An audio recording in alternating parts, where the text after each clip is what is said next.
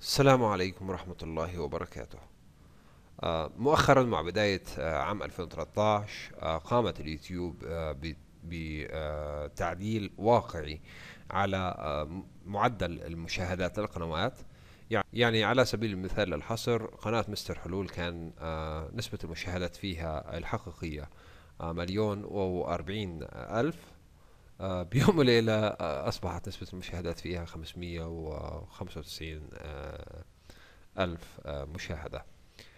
هذا الحدث هو مش خلل، بينما حسب إيميل من اليوتيوب هو التعداد الحقيقي لما يوجد بالقنوات من مقاطع فعالة.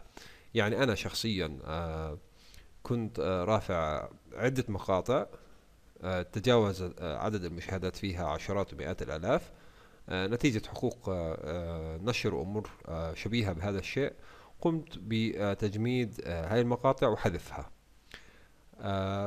لأجل هيك اعتمدت اليوتيوب ما هو موجود حاليا بالقنوات، وبهيك قلصت المشاهدة من الرقم اللي كان للرقم اللي موجود حاليا، وهو رقم واقعي 101%.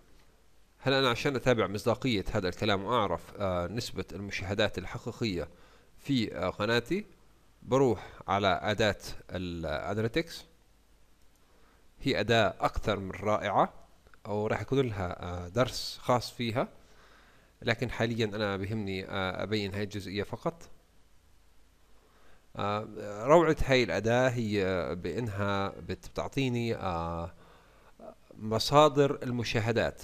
طبعا إذا أنا كنت عندي قناة ومعني انها يكون لها نسب مشاهدات عالية، لازم دايما اتابع من وين بتكون مصادر المشاهدات، وشو هي اكثر المقاطع الملفتة للانتباه واللي بتستحوذ على اكبر عدد من المشاهدات. هون عند النطاق الزمني بدي اختار الفترة منذ الانشاء، وبنتظر التحميل. هون زي ما احنا شايفين تعداد المشاهدات اللي تم منذ إنشاء القناة هو مليون وتسعة وأربعين ألف.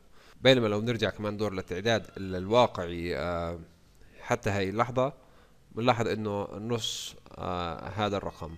بس بحب أذكر في شيء مهم كتير، بإنه المشاهدات اللي تحتسب هي المشاهدة الأولى فقط. يعني لو أنا بحضر في مقطع وعدة مشاهدته 15 100 مرة نفس اللحظة، هذا لا يحتسب إلا مشاهدة واحدة.